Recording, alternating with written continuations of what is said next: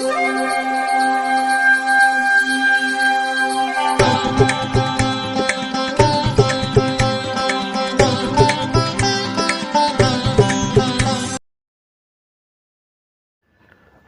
வசந்த காலம் YouTube channel வாயிலாக இந்த இனிய காலை பொழுதில் உங்களுடன் தொடர்பு கொள்வது ஜோதிடர் சண்முகப்பிரியன், சென்னை அடையாறிலிருந்து. இன்றைய தினம், இன்றைய நாள் ஏப்ரல் மாதம் 3ஆம் தேதி புதன்கிழமை, சோபக்கிருது வருடம் பங்குனி மாதம்.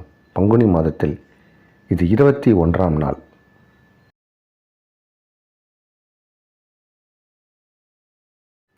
இன்றைய நட்சத்திரம் உத்திராடம், மாலை 5:30 வரை. அதன் பின் திருவோணம், திதி தேய்பிறை நவமி, மதியம் 1:55 வரை. அதன் பின் தசமி. யோகம் அமிர்த சித்த யோகங்கள். மிதுன ராசிக்காரர்களுக்கு சந்திராஷ்டம தினம். இன்றைய விசேஷம், இன்றைய தினம் திருவோண விரதம். இன்றைய விசேஷம் திருவோண விரதம். இன்றைய தினத்திற்கான ராகு காலம் நண்பகல் 12 மணி முதல் 1:30 வரை. யமகண்டம் காலை 7:30 முதல் 9 வரை. குளிகை நேரம் காலை 10:30 முதல் நண்பகல் 12 வரை.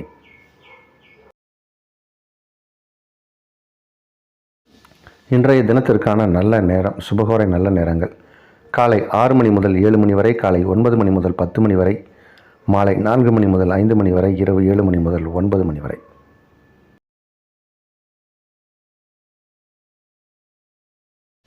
இன்றைய கிரக நிலவரம். இன்றைய கிரக நிலை: மேஷத்தில் குரு, கன்னியில் கேது, மகரத்தில் சந்திரன், கும்பத்தில் செவ்வாய் சனி, மீனத்தில் சூரியன் புதன் சுக்கிரன் ராகு.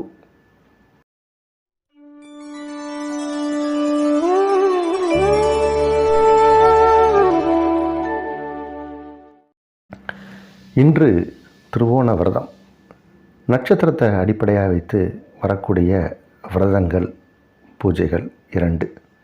ஒன்று கார்த்திகை நட்சத்திரம், கிருத்திகை நட்சத்திரம், கிருத்திகை விரதம். மற்றொன்று திருவோணம். திருவோணம் என்பது பெருமாளுக்கான விரத நாள். கார்த்திகை என்பது முருகனுக்கான விரத நாள். இது ரெண்டுமே நட்சத்திரத்தோட அடிப்படையில் வரும். மாமனுக்கும் அவருடைய மருமகனுக்கும் பெருமாள் வழிபாடு, திருமலை திருப்பதி பெருமாளை வணங்குவதற்கு சரியான நாள், ஏற்றமிகு நாள் இது. திருவோணம் திருமலை சென்று வந்தால் கண்டிப்பாக திருப்பம் வரும். வாழ்க்கையில் நீங்கள் மாற்றத்தை கண்டிப்பாக பார்ப்பீங்க, ஜெயிப்பீங்க. ரொம்ப சிறப்பான நாள் இந்த திருவோண விரதம் என்பது. இன்றைக்கி யூடியூப்பில் நிறையா பேர் பார்த்துட்டு நமக்கு டென்ஷன் ஏற்றுற மாதிரியான வீடியோஸ்லாம் வருது. சில ராசிக்காரர்கள் திருப்பதி போகக்கூடாது, திருப்பதி போனால் அவ்வளோதான் அப்படின்னு.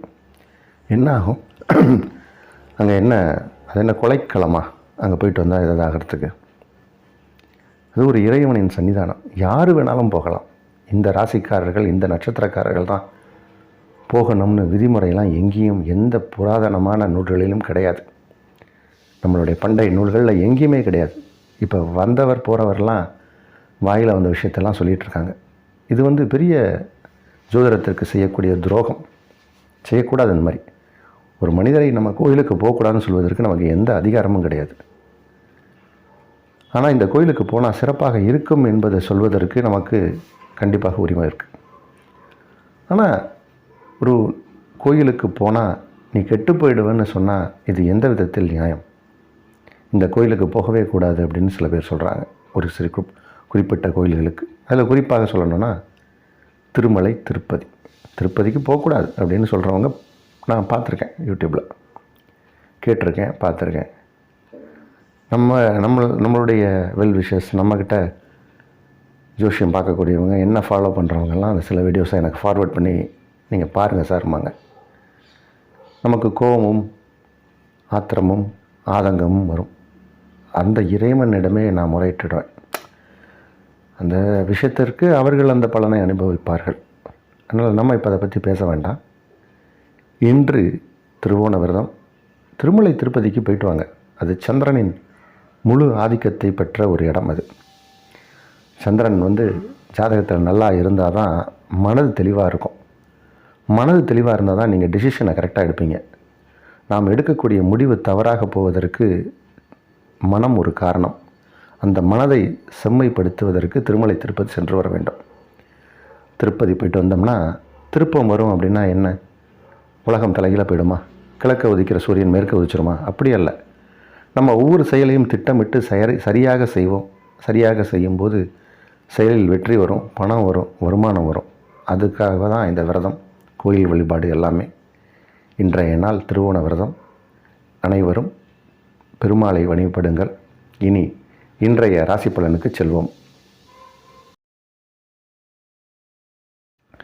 மேஷ ராசிக்காரர்களுக்கு இது ஒரு நல்ல நாள். ராசிக்கு 10ஆம் இடத்தில் சந்திரன், 11ஆம் இடத்தில் ராசி அதிபதி, 12ஆம் இடத்துல கூட்டாக கிரகங்கள். செலவுகள் தான் இப்போ ஜாஸ்தியாக வரும். இந்த மாதிரி கிரகங்கள் அதிகமாக 12ஆம் இடத்தில் சேரும்போது நமக்கு நிறைய செலவு வரும். என்ன பண்ணுறது? வரவும் வருதே. அதனால் வரவு வர்றதுனால செலவை பற்றி நீங்கள் பயப்பட வேண்டாம். வரவே வராமல் கடன் வாங்கி செலவு பண்ணுறக்கூடிய நிலைமையில் இப்போ நம்ம இல்லை.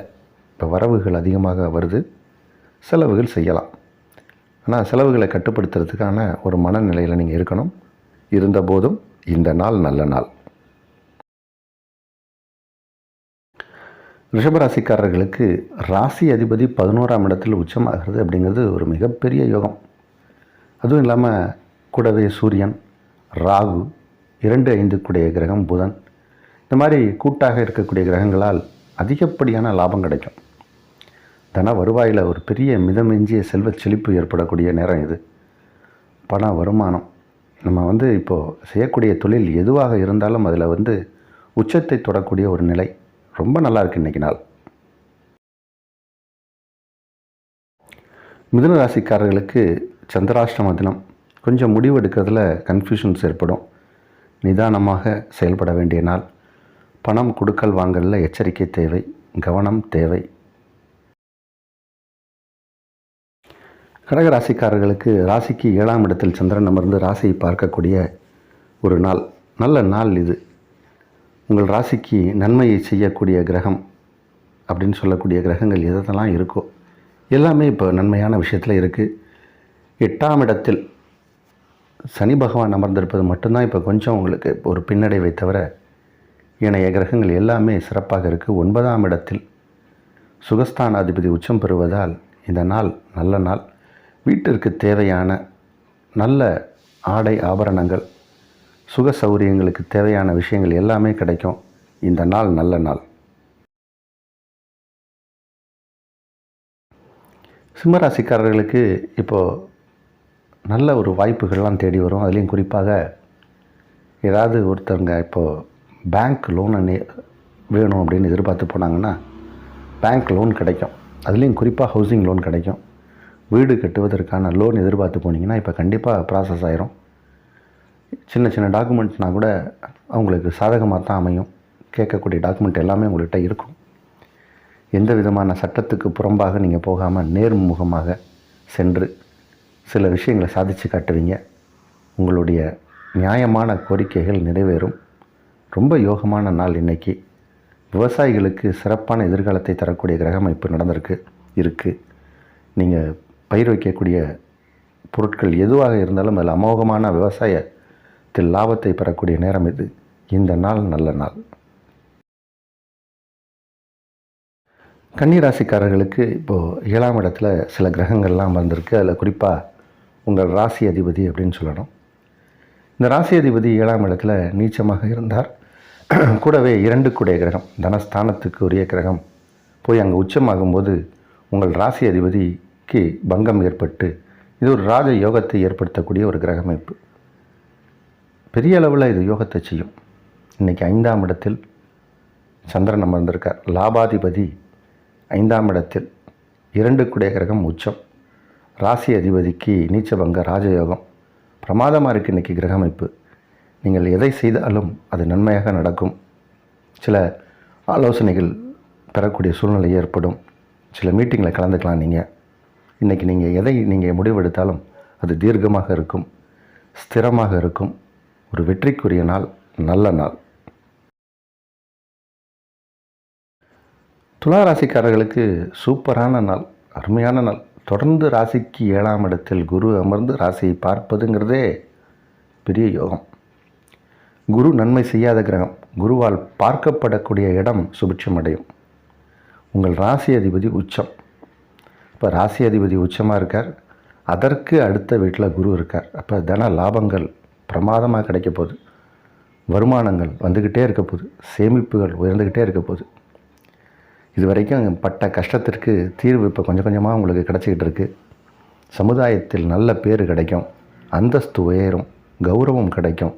புகழ் கிடைக்கும். நிம்மதியாக இருப்பீங்க. உள்ளத்தில் இருந்த எரிச்சல்லாம் போய் இப்போது மகிழ்ச்சியும் குளிர்ச்சியும் ஏற்படக்கூடிய நாள். நல்ல நாள்.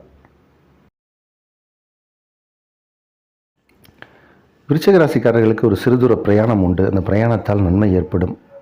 திருமணமாகி குழந்தை இல்லைன்னு சொல்லிட்டு இருக்கிறவங்களுக்கெல்லாம் இப்போ கன்சீவ் ஆகிடுவாங்க. கன்சீவ் ஆகக்கூடிய நேரம். இப்போ குழந்தை பிறக்கும். குடும்பத்தில் வாரிசு உருவாகும். ட்வின்ஸ் பிறக்கும். இதை நம்ம தொடர்ந்து சொல்லிக்கிட்டே இருக்கோம். இப்போ கல்யாணமான தம்பதியர்கள் கருவுற்றால் ட்வின்ஸ் பிறப்பதற்கு வாய்ப்புண்டு. இந்த கிரக அமைப்பு அதற்கான விஷயத்தை சொல்லுது. அருமையான நாள். நல்ல நாள். உங்களுடைய அலுவலகத்தில் உங்களுக்கு ஒரு நல்ல மதிப்பு மரியாதை கிடைக்கும்.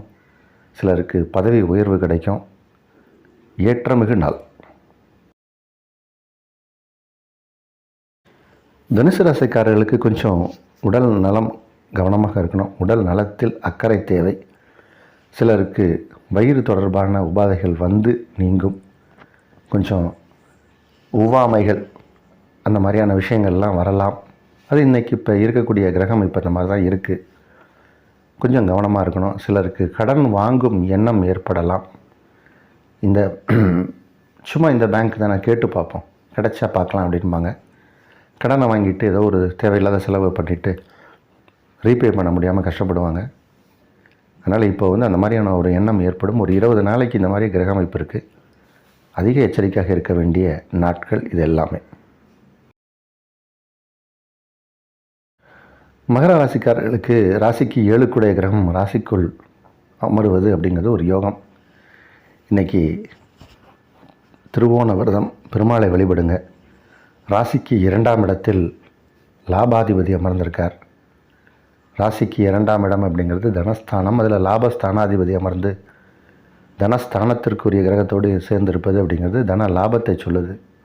யோகத்தை செய்யக்கூடிய கிரகமான சுக்கிரன் இப்போ உச்சமாக இருக்கார். அதனால் திருமண வைபோகம் நடக்க போகுது. திருமணம் சார்ந்த விஷயத்தில் ஒரு முன்னேற்றத்தை நீங்கள் காண்பீங்க. இதுவரையும் தடைப்பட்டிருந்த சில சுப காரியங்கள்லாம் இப்போது சரியாகி நன்மைகள் சுபகாரியங்கள் நடப்பதற்கான நேரமும் காலமும் கனிந்து வந்தாச்சு. இந்த நாள் யோகமான நாள். கும்பராசிக்காரர்களுக்கு நல்ல ஒரு அமைதியான மனநிலை இருக்கும். இப்போது குடும்பம் அமைதியாக இருக்கும். குடும்பத்தில் இது வரைக்கும் இருந்த சலசலப்புனா என்ன? சில கருத்து வேறுபாடுகள், நம்மளோட கருத்துக்கு எதிர்மறையான கருத்து சொல்லக்கூடியவர்களே நம்ம கூட பிறந்தவங்களாக இருப்பாங்க, அம்மா அப்பாவாக இருப்பாங்க. இந்த மாதிரி நிறையா விஷயங்கள்லாம் நடக்கும். அதெல்லாம் சரியாகி இப்போது உங்களுடைய கருத்துக்கு முன்னுரிமை கொடுப்பாங்க. குடும்பம் அமைதியாக இருக்கும். நல்ல சுகமான நாள் இது. தன வருவாய்க்குரிய நாள். எதிர்பார்க்காத வருமானங்கள்லாம் வரப்போகுது. ஏற்றமிகு யோகமான வளமான நலமான நல்ல நாள்.